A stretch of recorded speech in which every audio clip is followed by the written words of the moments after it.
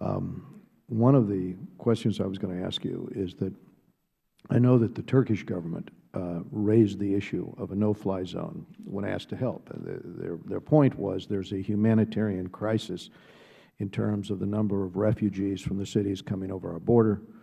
It looks to me as though what primarily drives that, one of the issues that really drives it, is the dropping of these barrel bombs from these Mi-817 helicopters. It seems to me, as you laid out that argument, Annie, that there is a very effective way that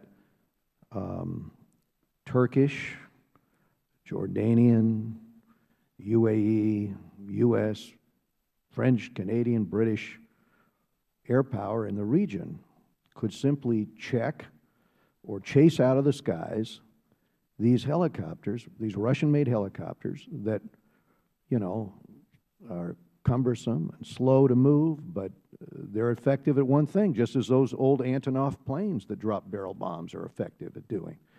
They're not effective at using against military forces particularly, but they can be enormously effective in use against civilian populations in dropping things like barrel bombs on cities. And because we have a circumstance now where the blowback is such that those who are fighting ISIS in places like Aleppo have to have this two-front war of battling ISIS on the ground while looking up over their shoulder up to the skies to see when the Assad regime is going to again hit them. Because his preoccupation is carrying out his effort, which slowly drives the Syrian people, you know, over the border into Turkey or into Jordan. And it would seem as though the logical thing to do would be to ground those helicopters and those Antonov planes when they do things like this. Just chase them out of the sky and put an end to this. But for that to happen, it takes a decisive decision to act, a decisive decision to say, no, you won't drop chemical weapons any longer. Anyway, your thoughts on that. Dr. Sparrow? Thank you, Chairman Royce. Indeed, this is the main driver of the flow of refugees. And if you can put a map up, it's easy to see that these are civilian areas, and our preoccupation with ISIS is distracting us from these systematic assaults on civilian homes and neighborhoods and hospitals and schools. In the last month alone, there have been 35 attacks by the government on hospitals by airstrikes. No one else has the air capacity. So the civilians have been driven out. The children they have to seek health, and the doctors are dying in the hospitals. There are so many ways to die in Syria. So many of my colleagues have been forced to leave. And our best bet at mitigating this in so many ways, as I said, we can do it from the sea. We can just chase them out of the skies. After the sarin attack, Assad didn't bomb anyone for 10 days. Because of the credible threat of use of force. That's really significant. It would just, to chase them out of the skies means we create even a humanitarian space, even to allow us the safe passage of humanitarian aid, of medicines. We allow people to stay inside Syria.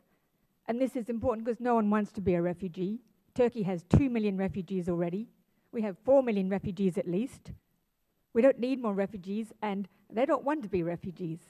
We can enable them to stay safely in their own country and curb these obscene breaches of humanity that are such effective tools of terror and destruction so easily in a way that unites us all in a very practical consensus that doesn't involve shooting down or fixed-wing aircraft. It's just stopping those helicopters, as you described, which push those barrels out, just as they did in Darfur with the genocide, onto civilians.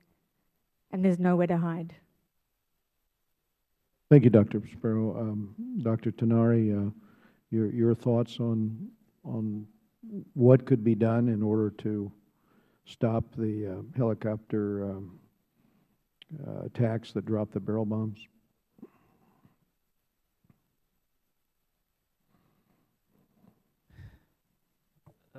الهجمات الجوية تستهدف المدنيين بشكل كبير جدا. The airstrikes are only and focused mostly on hitting civilians. لم نشاهد استخداما للطائرات المروحية ضد مواقع ضد دبابات المعارضة أو ضد معسكرات تدريبهم. We haven't seen, for example, these airstrikes used in such focus against militant groups on the ground or training camps and so on. ما يحتاجه الشعب السوري هو حماية من الهجمات الجوية عن طريق تطبيق منطقة حظر جوي. What we need to end these attacks is to establish a no-fly zone.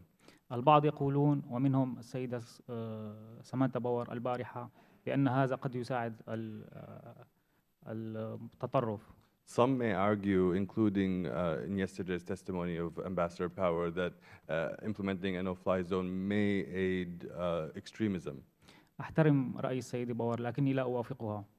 Although I have great respect for Ambassador Power, I do not agree with her on this. لم نرى ولا لمرة أنا من خلال وجودي في الداخل في سوريا لم أرى ولا لمرة واحدة حتى استخدام الطائرات ضد مواقع التطرف أو ضد دباباتهم أو ضد مواقع تدريبهم. I live in Syria and I never see these helicopters and airplanes used against extremists or against training camps and so on. كل ما نراه هو استخدام لهذه الطائرات ضد الأسواق وضد المشافي وضد المدارس وضد التجمعات المدنية. All we see is these planes and helicopters being used against hospitals, against schools, against general civilian populations.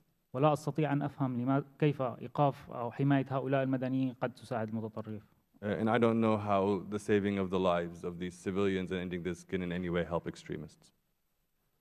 Thank you. I think my time has expired. I'll go to Mr. Engel.